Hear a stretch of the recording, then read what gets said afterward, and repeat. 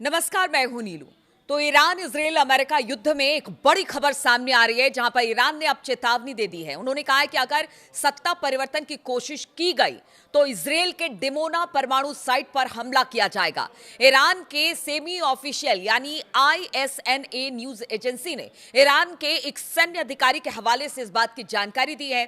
ईरानी सैन्य अधिकारी की चेतावनी उस वक्त आई है जब अमेरिका के राष्ट्रपति डोनाल्ड ट्रंप और इजराइल के प्रधानमंत्री बेंजामिन नेतन्याहू ने बार बार सत्ता परिवर्तन को लेकर चेतावनी दी है। और इसी बीच खबर यह भी आ रही है कि देखिए, एक तरफ तो इजराइल के परमाणु संयंत्रों पर हमले की चेतावनी ईरान ने दे दी है कि आप देखिए, जिस तरह से आप घुसने की लगातार कोशिश कर रहे हैं, रिजीम चेंज करने की कोशिश ईरान में कर रहे हैं, उसको लेकर उनकी तरफ से चेतावनी है। लेकिन दूसरी तरफ एक बड़ी खबर यह भी आई है, जो कुर्दिश सेना है उनको किसी ना किसी तरीके से ईरान में दाखिल कराने की कोशिश इराक की धरती से की जा रही है। और ये बड़ी खबर हम आपको बता रहे हैं ताकि वहां पर यानी कि ईरान में जो अस्थिरता है वो बन जाए और वहां पर रिजीम चेंज करने की जो अमेरिका और इजराइल की जो मंशा है वो कामयाब हो जाए। ये बड़ी खबर है। कहां ये जा रहा है? कुर्दिश सेना भारी तादाद में हथियारों के साथ ईरान में दाखिल होने की कोशिश कर रही है। कुछ तो जो जानकार है ये भी बता रहे हैं कि शायद उसमें से कुछ तो दाखिल हो चुके हैं।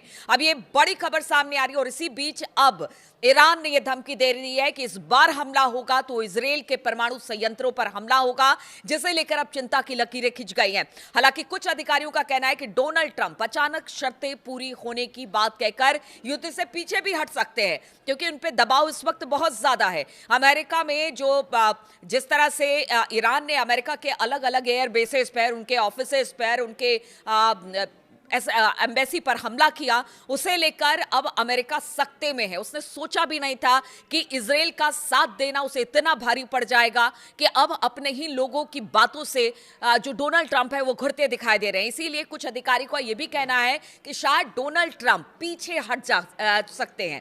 लेकिन सीनियर इजरायली अधिकारियों के हवाले से जेरूसलम पोस्ट ने कहा है कि ट्रंप तक युद्ध में बने रहेंगे जब तक असल में ईरान में सरकार बदलना संभव नहीं हो जाएगा।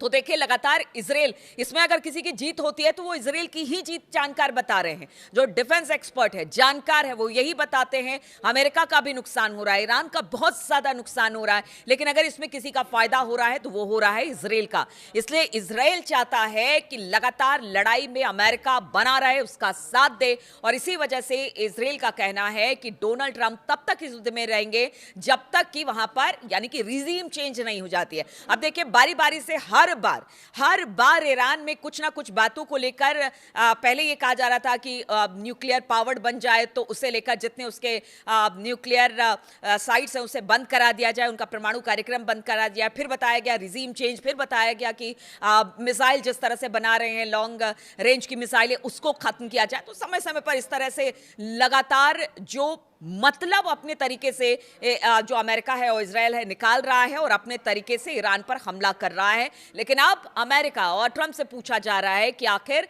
अमेरिका इस युद्ध में क्यों कूदा। ये वहां की सेना यानी कि अमेरिका की सेना भी पूछ रही है और वहां के लोग भी पूछ रहे हैं। वहीं डोनाल्ड ट्रंप का इजराइल को बीच मझधार में जो छोड़ देने की बात सामने आ रही है, वो आखिर क्यों आ रही है? तो इजराइल के एक सीनियर अधिकारी ने जेरूसलम पोस्ट को बताया कि ट्रंप इस कदम को पूरी तरह से आगे बढ़ाना चाहते हैं। उन्होंने पहले ही टारगेट मार्क कर लिया था। वो सरकार को बदलना चाहते हैं और उनका कोई इरादा नहीं है कि वो अपनी रफ्तार कम करे। तो वहां से तो खंडन आ गया। लेकिन यही कहा जा रहा है कि पीछे क्यों हटेंगे, क्योंकि दबाव बहुत ज्यादा है भाई ट्रंप पर। वो जिस तरह से पूरी दुनिया को उन्होंने एक युद्ध में झोंका है, उसका दबाव अब ट्रंप को सहन नहीं हो पा रहा है। और जिस तरह से स्ट्रेट ऑफ हॉर्मुज की बात की जाए या बाकी जगह पर अरब देशों की बात की जाए, जितना नुकसान अमेरिका को हो रहा है, जो वहां पर इन्वेस्टमेंट था, उनके एयर बेसिस थे, उनके जो बाकी जगह पर और भी जो लोग रह रहे थे, काम कर रहे थे, उनके लिए बड़ी दिक्कत है। इसलिए अमेरिका ने कह दिया जल्दी से जल्दी जितने अमेरिकन हैं वो अरब देश छोड़कर वहां से हट जाए, यानी भाग जाए। ये इस तरह से ट्रंप ने कहा। इसीलिए कहा जा रहा है कि क्या ट्रंप यहां से पीछे अपना कदम करेंगे। लेकिन बताया जा रहा है कि नहीं, ट्रंप ने जो कह दिया है यानी रिजीम चेंज तो रिजीम चेंज, और ईरान को खत्म करना है तो ईरान को खत्म करना है। अभी अगर लेटेस्ट बात की जाए तो ईरान पर भी जबरदस्त हमले हो रहे हैं, कई जगह पर हमले हुए हैं। इधर अगर ईरान की बात की जाए तो वो अलग अलग जगह पर अरब देशों में, खासतौर पर सऊदी अरब, यूएई, बहरीन, कतर, तुर्की, हर जगह ईरान की मिसाइलें गिर रही हैं और अब तो ईरान का कहना है कि अभी ऐसी ऐसी मिसाइलें बाकी है जिससे भारी तबाही होगी। और इसमें इसी को लेकर उन्होंने कहा है कि देखिए अब इजराइल के परमाणु ठिकानों पर भी ईरान की मिसाइल गिरेगी। इधर अमेरिकी और इजराइल अधिकारियों ने कहा है कि ईरानी सरकार अभी मौजूदा हालात को संभालने में जूझ रही है, जिसकी वजह से सिर्फ सीनियर सरकार और मिलिट्री लीडर्स को ही नुकसान हुआ है, खासतौर पर ऑपरेशन के शुरुआती पलों में, बल्कि mid level commander, field units और कमांड सेंटर्स पर भी हमले हुए हैं। ये अमेरिका और इजराइल का दावा है, इसलिए इस वक्त ईरान कमजोर है। लेकिन लगता तो कहीं से नहीं है, क्योंकि ईरान लगातार हमले कर रहा है, तबाही मचा रहा है। हालांकि ईरान भी इस दौरान, ईरान में भी भयंकर तबाही देखने को मिली है। और कल जिस तरह से हमने देखा कि श्रीलंका के पास ईरान का एक जो युद्धपोत था उसे मार गिराया गया, 87 लोगों की मौत इस जहाज पे हो गई है, जो कि एक बड़ा सेटबैक है। और ऐसे भी कहा जा रहा है कि 800 से 1000 लोग अब तक ईरान में मारे जा चुके हैं, यानी वहां पर भी जबरदस्त तरीके से तबाही मची हुई है। लेकिन ईरान भी कोई कोर कसर नहीं छोड़ा है। उसका कहना है कि अगर ईरान नहीं रहेगा तो फिर वो मुल्क भी नहीं रहेंगे जो अमेरिका और इजराइल का साथ देते हैं। और जिस तरह से अमेरिका और इजराइल ने हमारे सुप्रीम लीडर को मारा है, उसका खामियाजा तो उन्हें उठाना पड़ेगा। अब जिस डिमोना न्यूक्लियर साइट की बात कर रहा है ईरान, वो है क्या, वो आपको बताते हैं।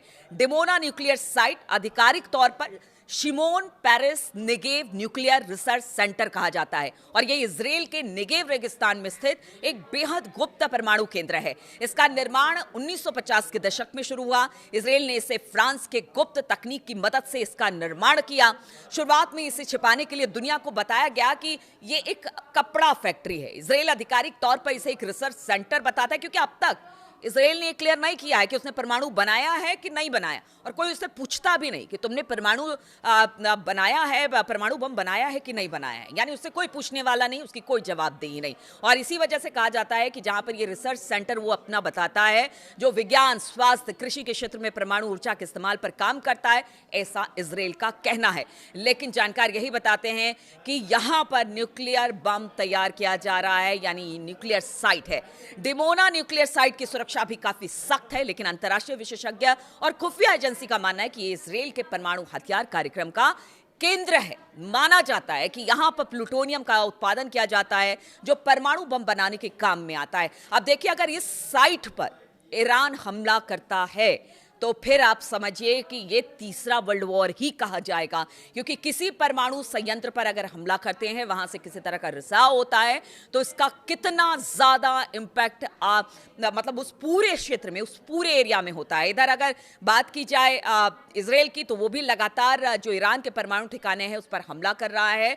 और इस बात को ईरान ने कहा था, लेकिन फिर IAEA ने कहा कि नहीं, ऐसा कुछ नहीं है। लेकिन आप सोचिए कि अगर वाकई में ईरान को लगता है कि अब समय आ गया है उनके परमाणु ठिकानों पर हमला किया जाए, तो आप इसके परिणाम भी समझ लीजिए। यानी ये जो पूरा युद्ध है ये किस ओर जा रहा है। और यहां तक तो ये भी कहा जाता है कि जब लगेगा कि अब ईरान पीछे नहीं हट रहा है या लगातार हमले कर रहा है, तो क्या अमेरिका जिस तरह से द्वितीय विश्व युद्ध में उसने हिरोशिमा पर बम गिराया था, परमाणु बम, क्या उसी तरह की कुछ हरकत कर सकता है?